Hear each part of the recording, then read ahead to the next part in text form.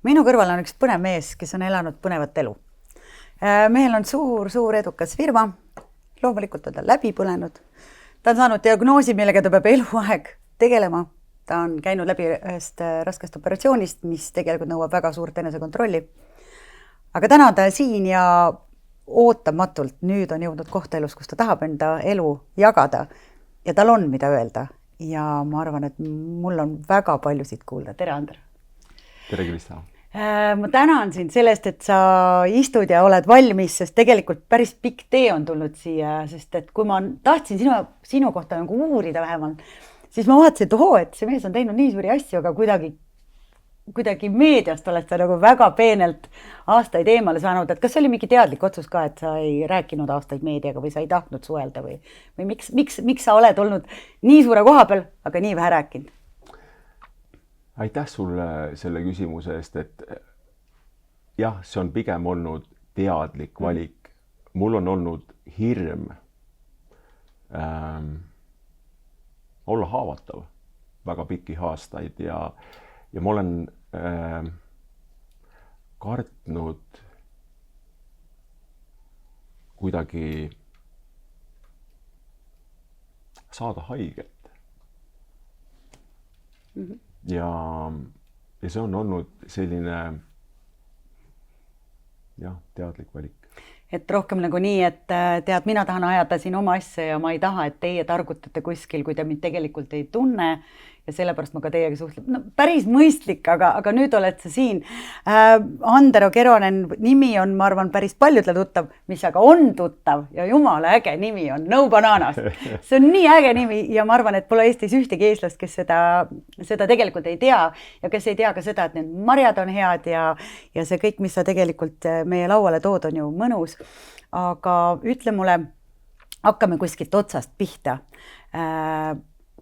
17,5 miljonit käivet, just kui mees võiks rahulikult jala peale põlve panna ja mõelda, et okei, et naudime ja ma olen ju oma töö ära teinud, aga ei, sa lähed ju täna hoopis teise suunda, õpid, arened, sa tahad anda tagasi coach'ina.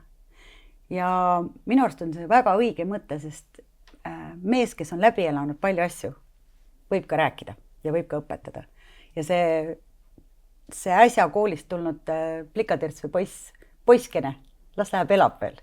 Nii et tee on sulle tegelikult juba eos punase vaevaga sillutatud.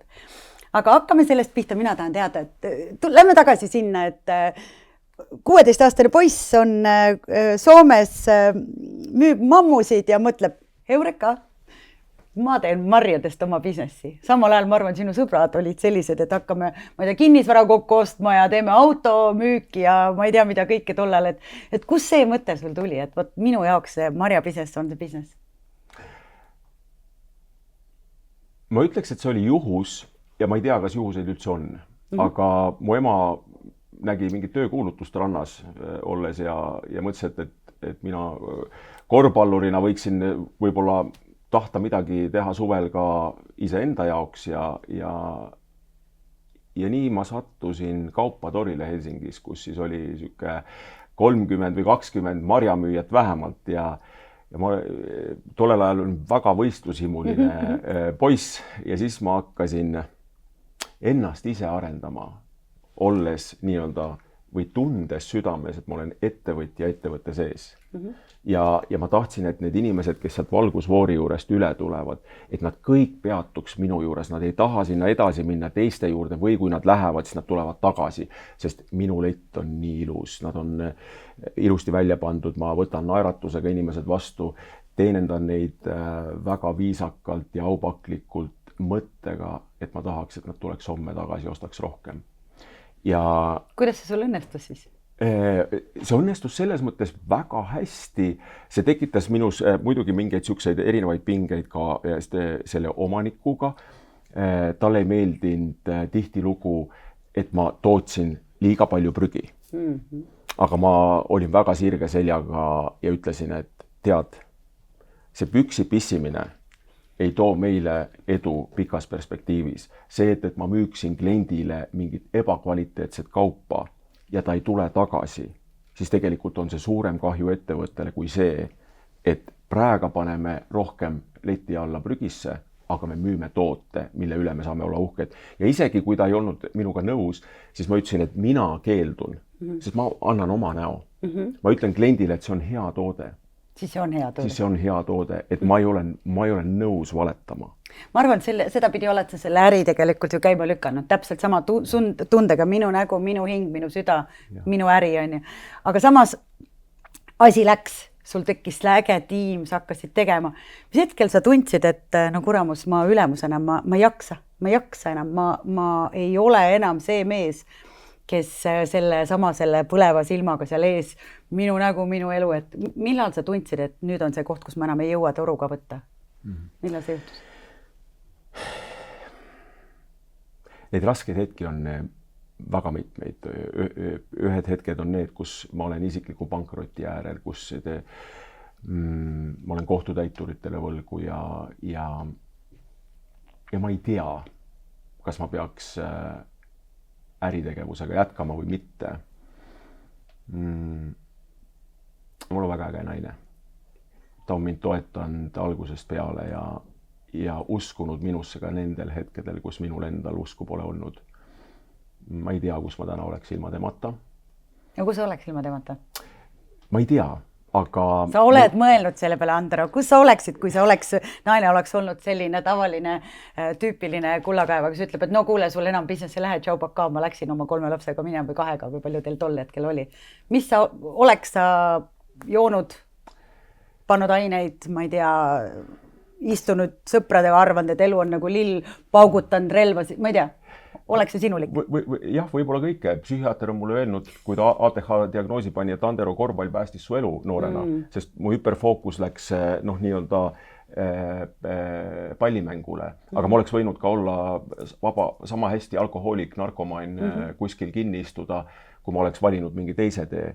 Ja võimalik, et ma oleks kõik valinud mingeid erinevaid teid, kehvemaid teid, et see toetus on niivõrd oluline, et mu kõrval on inimene, kes usub minusse ka siis, kui ma olen 146 kilo ja armastab mind sellisena, nagu ma olen, oma kõikide sabade ja sulgedega, mis mul on, sest ega minu kõrval ei ole ka lihtne elada, sest et ma vahest olen liiga ülevoolav ja lämmatan oma lähedasi selle ülevoolavusega. Ja see on nagu selline õppekoht, mida ma ka nagu tahan nagu ohjata selliselt, et kõigil minu ümber oleks hea olla. Ma lugesin kuskilt intervjuus ka seda, et nende 28 aastaks, kui sa business oled teinud, on tegelikult mingi üle 10, pea 11-12 koostööpartnerid su elust ära läinud. Hetkel, kui sa enam ei jaksa, võib-olla tekib ka mingi kaadri voolamus sul No Bananasest. Kui palju see on olnud sinu jaoks probleem, et inimesed lähevad su pärast ära, sest nad saavad aru, et sa pole enam see õige see, ütleme, see kalju selja taga nagu ülemusena? Ega ma ju seda lõpptõde ei tea nii palju. Ma elan ju piiratud vaateväljas. Ma tegelikult tean seda, mida mulle räägitakse ja usun seda, mida räägitakse, sest ma kuidagi tahan elada nii, et see, mis sa ütled, on see, mida ma usun. Et ma ei taha nagu kõhelda inimeste sõnades, aga kindlasti on minu juurest ära mindud ikkagi selle tõttu, et ma olen liiga punktuaalne, liiga autoritäärne. Pikalt ma ikkagi tundsin, et ma olen kõige suurema kogemusega, ma olen nagu see kõige olulisem ja kõige targem ja sellel hetkel, kus ma õppisin tunnistama iseendale ja teistele oma nõrkusi ja õppisin tajuma, et mis on minu tugevused, toimus suur muutus, et ma enam ei olnud laua taga see kõige targem. Mul on nagu oma kindel roll ettevõttes ja minu tugevus on uute teemade genereerimine, visioonid, käima tõmmamine, inimeste julgustamine, kaasa haaramine. Mu tiim ütleb, et Andero, et sa oled väga veenev, et sa võid kõik meile maha müüa, aga keegi peab selle töö ka ära tegema, on ju? Ja, aga sa võid ka kõike ära osta maailma asjad, sest et noh, nagu ei ole ühte äärmust, et ja mu lähedased teavad, et kui ma millegist vaimustun, siis noh, uued hobid võivad tekkida nagu ja siis täisvarustus ja siis see jääb sinna seisma ja et see käib nagu justkui minuga kaasas, et mündi mõlemad pooled. Aga mul on nii hea meel, et me järjest rohkem lähme tiimina ka sügavamale ja see avatus muutub järjest sügavamaks, et inimesed julgevad mulle rohkem rääkida seda, kuidas nad tajuvad mind. Sest üks asi on see, mis toimub minu peas ja kuidas mina tajun ennast ja teisi. Aga see, kuidas sina tajud mind, on tegelikult palju olulisem ja see on sinu tõde. Ja kui sa näitad seda mulle, on mul justkui võimalik sellega midagi nagu teha. See on nagu suur kingitus. Kui ma saan kellegilt mingi peegelduse iseenda kohta. Sa täna ju tegelikult coachinguga tegeledki ja tõepoolest julgustad ju inimesi ka väga igapäevaselt enda poole pöörduma, sest et see nii-öelda selle sama piaali pööramine annab sulle tegelikult erinevad vaatenurgad. Just. Ja selleks seda kogemust, mida sa saad jagada, seda on nii palju. Aga tunned sa täna näiteks, et sinu töökaaslased, sinu tiimiliikmed, et nad ütlevadki sulle, et hei, stopp, nüüd siit tee stopp korra, teeme pausi, räägime asjadest, mis siin praegu on, ärme lähe jälle lappesse. Tunned sa? Järjest rohkem. Ja ma märkan seda, kuidas mind katkestatakse. Ander, oota korra, sest mulle nagu meeldib rääkida. Ja vahest on nagu see, et ma unustan ennast ära. Ja coachina ma olen väga vaikne, sest see on nagu teine roll. Veel. Ja, aga kui ma nii-öelda tutvustan oma ideid ja visiooni ja kõike muud, siis ma lähen nagu kuidagi nagu sellesse sisse ja ma kaotan nagu ajataju ja mul on sellega nagu tohutult raske nagu toime tulla ja ma olen nii tänulik. Ander, oota, ma tahan praegu korra ühte asja öelda, eks ju. Ma jään vait. Millal oli see koht? Su naine armastab sind olenemata sellele, mis kaalus sa oled või mida sa sööd või kuidas sa oma aega veedad.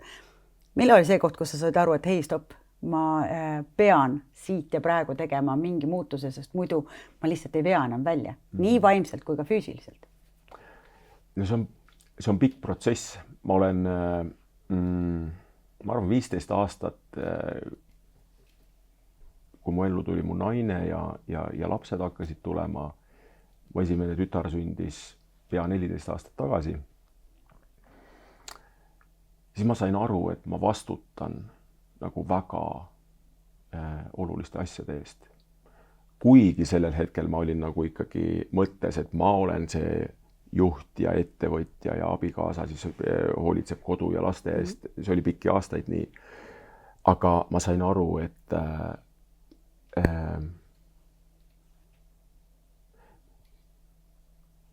kehakaal ja tervis ja kõik see on nagu niivõrd oluline.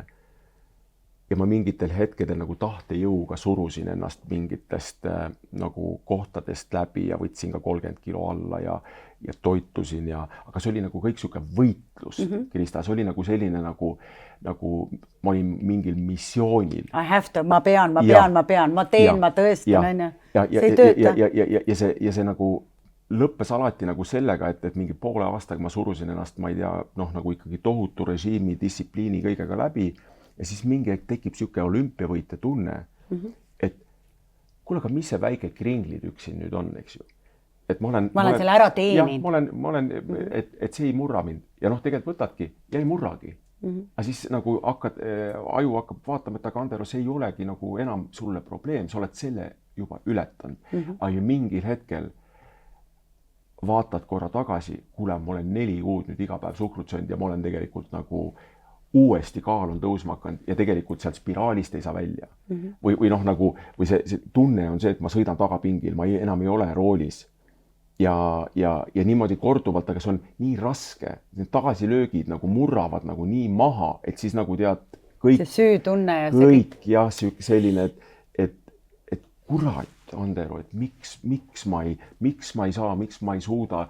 lähed õhtu magama selle mõttega, et Andero, kas sa oled ju tugev inimene, siis hakkad nagu ennast nagu lõhkuma seestpoolt, et sa ei saa hakkama ja sa tegelikult ei ole nii tugev, kui sa arvad, et sa oled ja nagu see enese nagu selline nagu kaevad endale ise auku ja see on nagu hästi karm oled enda suhtes. hästi karm ja vaenulik ja see nagu pettumise, viha ja kõik need emotsioonid, mis tegelikult üles tulevad, eks ju, need on nii väsitavad. Ja nendest tahaks nagu jälle kuidagi nagu neid eemale, et ja siis lood endale selle identiteedi, aga ma olengi selline. Et mingi hetke ma mäletan, kus ikkagi mu abikaasa ka muutus korra kurvaks, kui ma enam ei leidnud riideid tavapoodidest ja me läksime Big Mamasse, kus on suured suurused ja ma ostan sealt 4XL särke, 5XL särke ja mõned 6XL särgid ja ütlen abikaasale, et tead väikse varuga. Aga see mõte oli nagu see, et ma olengi selline, et mul vanaisa nägi nälga Leningradi blokaadis ja ju mul on siis geenid või mingid sellised asjad, mis mind mõjutavad ja sa räägid, need lood hakkavad nagu sind rahustama. Aga elavad ka oma elu siis. Ja elavad oma elu. Ja, päris karm. Ja kui see muutus nagu toimub peas, mis on nagu see teadvuse pool, millesse ma täna nagu usun, et see on 5% minust, siis see kehatasand ja südametasand, mis on alateadvus 95%, siis see tühimik on kuskil siin sees, mida ma püüdsin täita nagu toiduga ja muutus teha siin. See käi nii. Ja see oli ajutine. Ja selleks, et nagu muutus saaks toimuda sügaval ja see oleks lõplik, on vaja tegelikult tunda valu. Seda ei pea päriselt tundma. Seda võib tunda ka mõttes, et mis saab siis, kui sa Andero 5 või 10 või 20 aastat ei muuda midagi. Ja kui seal lasta nagu ajul ikkagi jooksma minna selle mõttega, siis need vaatepildid on nii õõvastavad ja nii rasked, et see ei lähe kokku sellega, mida ma tahan. Ja see ei lähe kokku tegelikult sinu endaga, eks ju.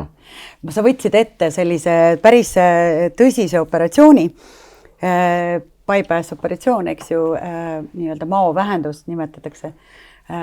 Ja ma arvan, et mitte sina võib-olla isiklikult, aga väga-väga paljud inimesed, nende aju ütleb, et kuule, et ma käin kolmapäeval selle operatsioonil ära, arst teeb mu korda, no ja siis on kõik korras, siis ma saan elada oma elu edasi. Tegelikult sa oled ju ühe näide sellest, et päris nii ei läinud.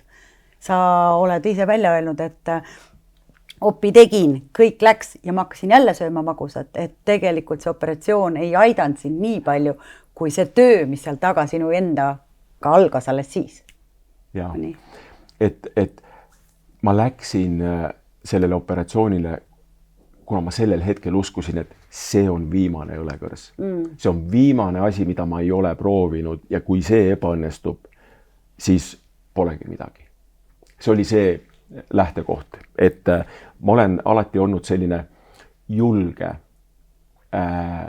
proovima, katsetama ja ega see ei olnud lihtne tegelikkuses, et sa mõtled, et sa oled terve mees. Tegelikult, sul ei ole ühtegi tõsist mingit haigust sellist ja sa pead ise kõndima omal jalal opi lauale ja siis tehakse sulle 5 auku. Ja igal operatsioonil on riskid. Muidugi. Aga ma olen nagu alati valmis võtma riske, kui ma usun, et see võib anda pikaajalise ja hea tulemuse. Ja ma uskusin toona ka sellesse, et see annab hea tulemuse, aga see ei lahendanud ära mu toitumisprobleemi, aga ta lahendas midagi palju olulisemat ja sellest ma sain teada sisuliselt pea aasta peale kaaluoppi, sest sellel hetkel, kui ma ütlesin jah sõna kirurgile, kui ma temaga kohtusin, ta ütles, et alkoholism on kaaluoppi inimestel nagu väga tugev vastunäidustus. Ja ma sain kohe aru, et ma ei tule oma elus rohkem tilkagi alkoholi jooma. Sest ma olin kogenud seda valu. Üks 12 aastat tagasi üks ettevõtja, kes oli teinud 4 aastat varem kaaluoppi, ta jõi ennast surnuks. Ja ma olin tema matustel ja ma nägin tema leinavat abikaasat ja tema lapsi. Ja lihtsalt see valu tuli mul kohe silme ette, kui ma ütlesin jah, sest ma teadsin, et ma ei tule surema selliselt ja põhjustama oma abikaasale ja lastele seda valu, mille ma olin ise teadlikult põhjustanud. Et ma ei saa kunagi garanteerida oma abikaasale ja lastele, et kui ma hommikul lähen kodust ära, et ma jõuan tagasi. Aga ma annan oma parima selles osas, mis on minu kätes, et ma jõuaks. Ja kuna ma seda valu olin kogenud, siis mul on nii lihtne, sest otsus tuleb sügavalt. Ja, see tuleb päris sealt seest. See on lõplik. See ei ole enam siin. Ja, see on õige. Sa selle pärast seda operatsiooni võttes ennast kokku saades aru sellest, mis on nüüd mõni asi, mis on lõplik, said tegelikult ka diagnoosi ATH. Ja. Ütle mulle ATH diagnoosi saades sellises vanuses. Ja. Sa ei ole enam ju poisikene, eks ju. Kui palju sa endale andeks andsid sel hetkel, kui sa said aru, et ma ei olegi tegelikult nii mitmes kohas elus olnud halb või hoolimatu või tähelepanematu, vaid see on tegelikult üks osa minust, millega ma täna hakkan siis nagu vastaseisu tekitama. No väga palju andsin andeks ja seda mõistmist ja mõistmist iseenda osas, et see küsimus, et miks ma olen selline, nagu ma olen, miks ma toimin selliselt, nagu ma toimin, on nii pikalt minuga olnud ja ma vaatan oma sõpru, siis ma tunnen, et ma nagu justkui sobitun, aga ei sobitu ka. Ma toimin teistmoodi. Mul on perioodid, kus ma nagu lendan kõrgelt, mul on nagu kihutan 200 kilti tunnis, kus kõigil on väga raske minuga tempot hoida, sest neid ideid ja kõike muid mõtteid ja huvitavat tuleb nii tihedalt, nii palju. Ja sul on ju nii põnev endaga. See on väga põnev. Ma nagu vahest mõtlen, et ma tahaks nii palju kiiremini magada, et ma saaks hommiku edasi panna. Ma nagu ei jõua ära magada. Jah, et vahest läheb uni ära ja siis ma panen edasi. Ja siis mingil hetkel ma vajun auku ja ma vajun sellisesse auku, kus ma ei saa enam iseendaga nagu hakkama. Et vahest võivad olla päevad, kus ma viin prügijämbri välja ja see on nagu suurim asi, mis ma päeva jooksul tegin või ma lihtsalt tunnen, et mu aju on udus, mul ei ole mõtteid, mul ei ole ideid ja seal tekib nagu suur hirm selle ees, et mis minust saab nagu edasi, kas ma üldse siit, aga võib-olla see ei muutu sellel aastal, et võib-olla ma jäängi nüüd niimoodi. Kuidas ma saan juhtida, kas üldse keegi tahab Nõupanalase Marju järgmine aasta otsa, sest et kui sa oled kuskil sellises sügavas augus, siis need mõtted ei ole sellised, et mis võimalused on, vaid see, et mis kõik võib perse minna. Eks ju, järgmine kuu või järgmine aasta ja siis selle pealt nagu mõtled, et nii raske on ju kuidagi teistele pakkuda midagi sellist, mis nagu inspireeriks, kui tegelikult ma ei saa iseendaga hakkama ja ütleme jaanuari alguses ma olin selles kohas, meil sündis pulma aastapäeval 27. detsember 3. laps, poeg Magnus. See oli nii armas pulmakink meile ja see oli väga emotsionaalselt nagu ilus hetk. Ma esimest korda nagu sünnitusel tundsin ka, et ma kuidagi leidsin oma koha sünnitusel ja 3. laps sündis meil kodus ja see oli väga ilus ja armas kogu see olemine. Aga samas iga päev sealt edasi oli kuidagi ka väga emotsionaalselt raske, et see magamatus ja kõik see uus algus ja 3 last on 3 last. Ja mingil hetkel ma olin ka nagu optimist ja võtsin mingeid töökohustusi ja ettevalmistusi ja mingi hetk ma tajun, et ma vean tiimi alt. Ja tead, Krista, see oli esimest korda, kui ma olin nagu väga sügavas augus iseenda sees ja ma otsustasin kutsuda oma selle hetke nagu 4 kõige lähedasemat tiimiliiget videokõnesse ja ütlesin, et ma ei saa iseendaga hakkama. Ma vajan teie abi.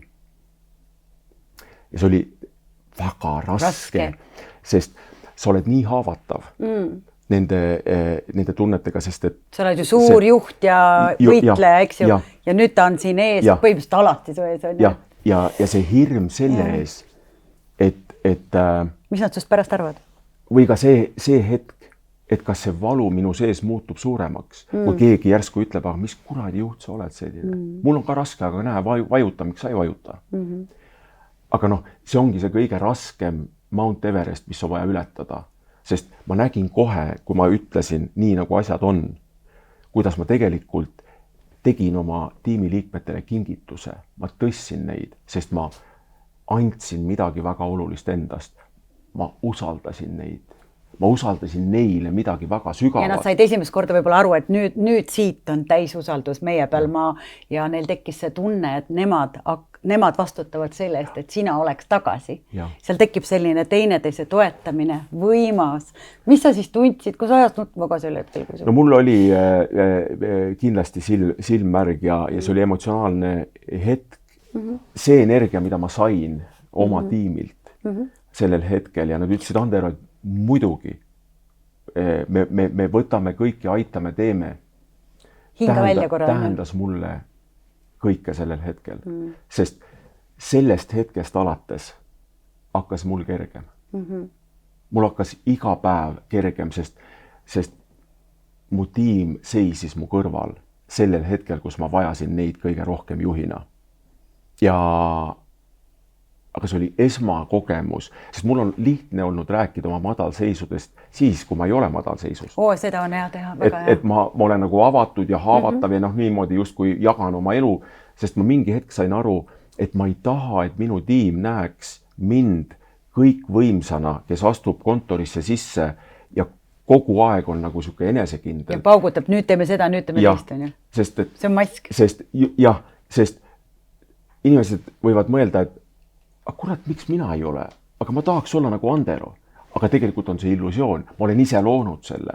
Ja nüüd, kui ma nagu räägin inimestele, et ma tegelikult stragelin tihti, või mul on mingid pooleaastased jupid, kus ma ei saa iseendaga hästi hakkama, see annab mõistmist ka inimestel minu tiimis iseenda osas. Et kõik perioodid ja kõik päevad ei ole ühtemoodi. Ja see andis mulle ka nagu selle tunde, et ma saan olla mina ise, tulles kontorisse ja rääkida nagu sellest, mis on. Ja võtta ma olen õppinud jällegi oma perekonnalt, et oluline ei ole see, mis toimub minu peas, vaid see, kuidas minu pereliikmed mind tajuvad. Ja alati see ei ole läinud kokku, aga see, et on see psühholoogiline turvalisus, et inimesed minu ümber saavad rääkida sellest, mis on nendele sellel hetkel oluline. Ja me saame nagu, ja mina saan ju juhina luua seda teed, et kui ma räägin ise oma elu ja oma kogemusi ja oma raskustest, et ka päriselt kellelgi teisel on võimalik rääkida mulle midagi, mis on temale oluline. Ja sa kuulad. See on kõige tähtsam, et sa kuulad. Ma saan kogeda seda, mida ma olen ise kogenud. Ja ma saan nagu mõista seda tegelikkuses, mida ma olen ise kogenud, kus ma olen ise käinud, kust ma olen läbi tulnud, mis mind on aidanud läbi tulla. Need samad asjad, mille pealt sa täna tegelikult coachingut teed, ju ongi see, kus sa oled ise läbi tulnud ja kuulamise oskus või see tajumine teiste inimeste mured või teiste inimeste nägemine sinust ja see mure, mis sinu vahel on tekkinud, see laustub ju koheselt, kui inimesed päriselt on kohal. Sul oli kuskil selles oma blogis ka väga tooresti öelda, kui 2 inimest on 100% kohal, hakkavad igast ägedad asjad juhtuma. Ma arvan, tegelikult see võiks laieneda ka suuremale grupile. Kui inimesed, kes saavad kokku, tahavad teha ühte asja, neil silmad säravad, ja nad päriselt kuulavad ära teise, mitte ainult rõõmud ja edud, vaid need madalseisud ja mured ja nad lasevad lahti sellest vajadusest kontrollida kõike, siis hakkavad ägedad asjad juhtuma. Sina oled õnnistatud mees selle koha pealt, sul on meeletu kihvt perekond, tugi pere poolt. Sa oled jõudnud täna sinna, kus on su töö, tugi ja toetus ja täielik usaldus. Neid inimesi, kes võib-olla kuulavad meid täna siin ja mõtlevad, kuramus, ma tahan ka ikkagi olla nagu Ander, ma tahan ka neid asju teha. Ma teen seda homme, võib-olla ülehomme. No mida sa ütled sellele inimesele, et ta järkaks 20 aasta pärast ja ütleks, pekki ma istun oma lähedse matustel või ma olen kanüüliga, ma ei tea, kuskil haiglas. Et ma ju mõtlesin sel hetkel, et ma alustan nüüd ja kohe seda esimest muudatuse sammu. Mis paneb inimese või kuidas ma alustan seda ühte esimest sammu? Mis sa ütled talle? Siin ja praegu. Ma ütleks seda, et muutus algab alati minust endast, mitte sinust. Et tihti arvatakse seda, et inimesed mu ümber võiksid või peaksid muutuma, et mul oleks hea olla. Ma olen selles paadis ka olnud. Et tahaks ju, et ema, isa ja abikaasa ja lapsed ja kõik võiks nagu muutuda selliseks, et mul on hea olla. Ja ma olen nagu kogenud, et ma ei saa muuta mitte kedagi ja mitte keegi ei saa muuta mind. Ainult sina ise. Ma saan muuta iseennast. Ja muutus on teinekord selline, et see on hirmus. See on alati hirmus. See ei ole ainult vahest, see on alati hirmus. Ja see viib nagu ebamugavustsooni, sest et muutused ei toimu mugavustsoonis. Ja lihtsalt, aga see on nii äge, et sa saad olla mingis osas ebamugavustsoonis, sest kasv ja areng toimuvad seal. Sest et midagi muuta on vaja otsust. Ja see otsus peab tulema sügavalt. Mitte siit, vaid siit. Mitte peast, vaid sügavalt. Ja tuleb aru saada, et miks sa seda teha tahad. Ja kui sul on tugev miks, siis kuidas on palju lihtsam. Ja mulle meeldib metafoorina nagu öelda seda, et kosmoserakett kulutab 80% kütusest õhku tõustes. See esimene samm ongi see kõige raskem. Aga kui see on juba õhku saanud, siis ülejäänud 20-ga ta lendab sinna, kuhu vaja. Andero, see selline uskumine ikka veel silmad sul säravad ja no kuramast siit tuleb veel igasugust pauku, ma arvan sinu püsist, et inimesed, kes täna sind kuulasid, aitäh sulle sellest, et sa muga nii avameelselt räägid. anderokeronen.com on blogi. Kui sa praegu mõtled, et no siit tuli niimoodi infot, kuidas teha stopp, kuidas hakata uuesti elama, kuidas ei ole sina see mees, kes homme, ma ei tea, on kanüüliga kuskil haiglas, vaid hakkab muutama enda seest, siis blogis on nii palju ägedaid mõtteid nagu seiklusfilmi loe. Aitäh sulle selle ägeda kirjakeele eest, mida sa valdad väga hästi. Ja kui see on loetud või kui tahad veel 2 päeva venitada, siis loe blogi, aga võta ühendust. Siin on mees, kes teab, mis ta räägib, siin on mees, kes täna seisab sinu eest, ta armastab oma pere, tal on tugev seljatagune, tal läheb päris hästi. Las tema räägib, kuidas asjad saab. Saad ise oma peas asjad korda ja maailm hakkab muutuma. Aitäh sulle. Aitäh sulle, Krista.